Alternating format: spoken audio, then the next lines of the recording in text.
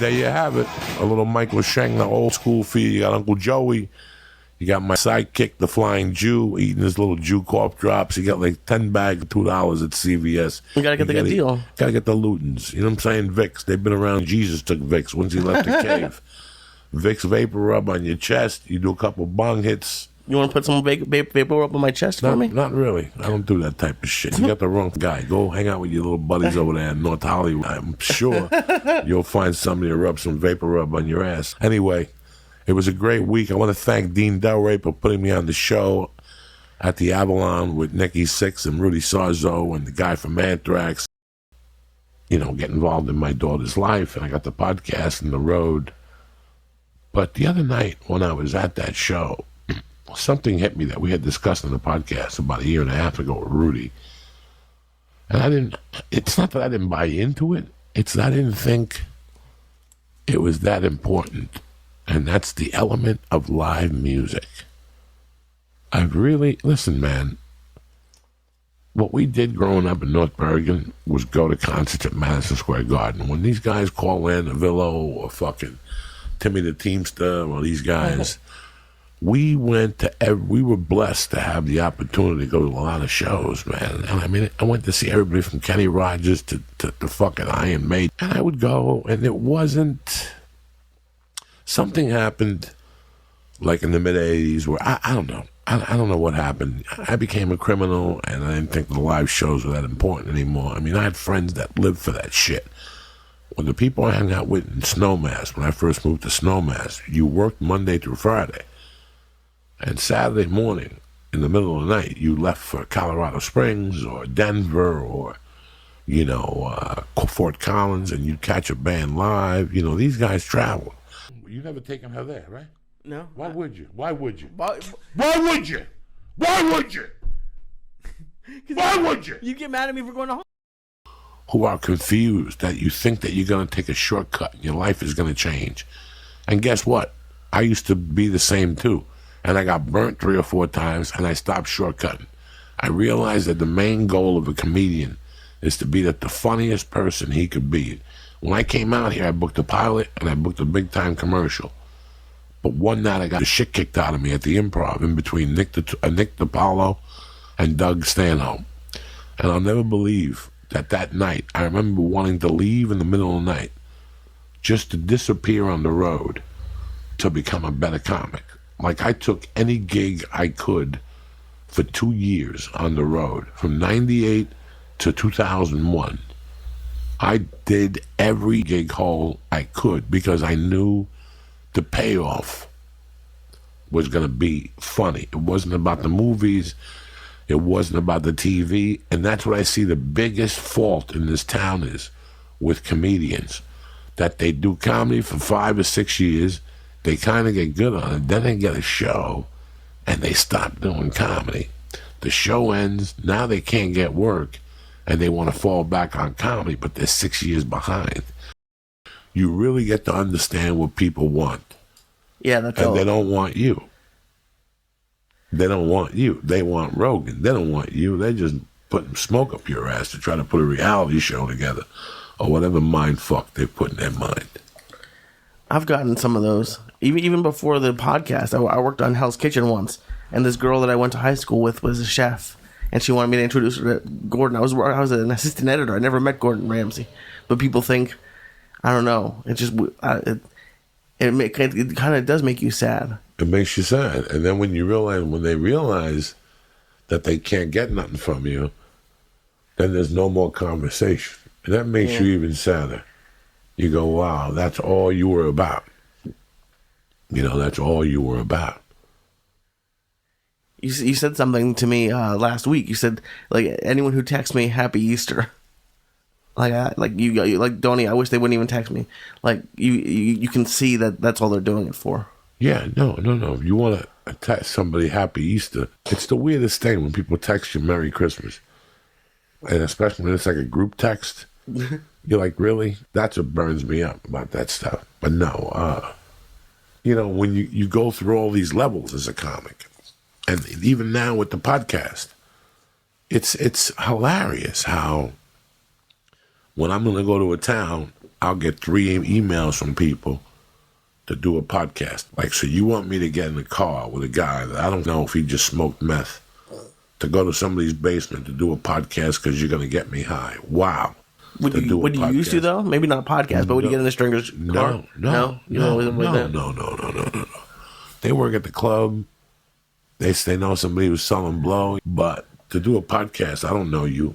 I don't know you. I don't know your fucking podcast. I don't know who you are.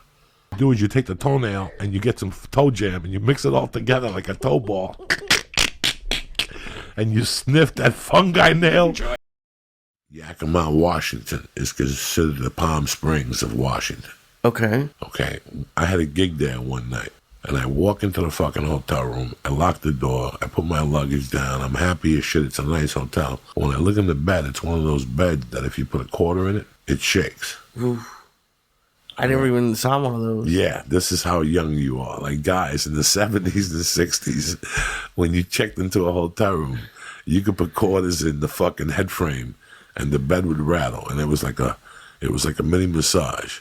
That's what it was? Yeah, it was. I thought it was a sex thing. Oh my God. And maybe even a sex thing. I don't know. I was too fucking young. I saw it in Dumb and Dumber. That's the only place. But I went to this hotel in Yakima, Washington.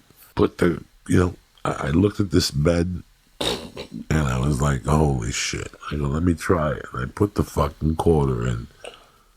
I put the first quarter in. It didn't work. And then I banged it a couple times. And you know me being me, I put the second quarter in, I banged it, and finally it started fucking shaking. And it just made fucking noise like I don't know what I weighed. I probably weighed 250 at the time, 240. It was like you with the zip line. It was just too much. And the thing kept making noises, and finally it fucked up. Oh my God. So that night I remember going up on stage. I was laughing my ass off because I was high.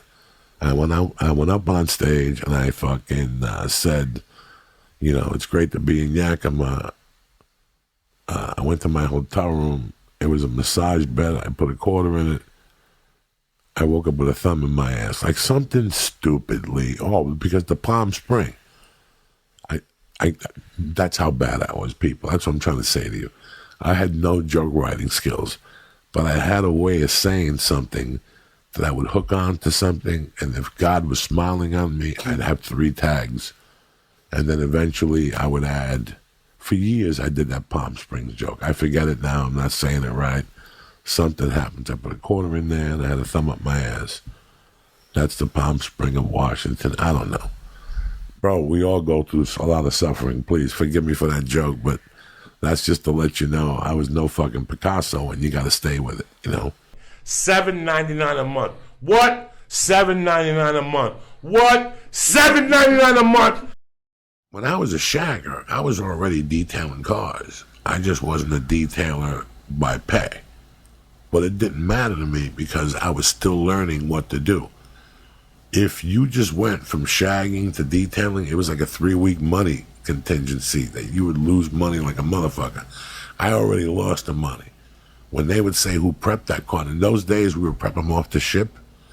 Oh, okay. When you prep a car off the ship, it's completely different. It has like cosmoline on it. It may be different today. And all the seats are wrapped. You got to do all that shit. And you got to screw in the mirrors. And there's a lot of shit you got to do when a car comes off the ship. It just don't come off looking like fucking Johnny Ferrara. There's 1,000 things you got to do. The cosmoline was the worst because you had to spray a certain chemical on it, let it sit for 6 or 7 minutes, then rub it out fucking good.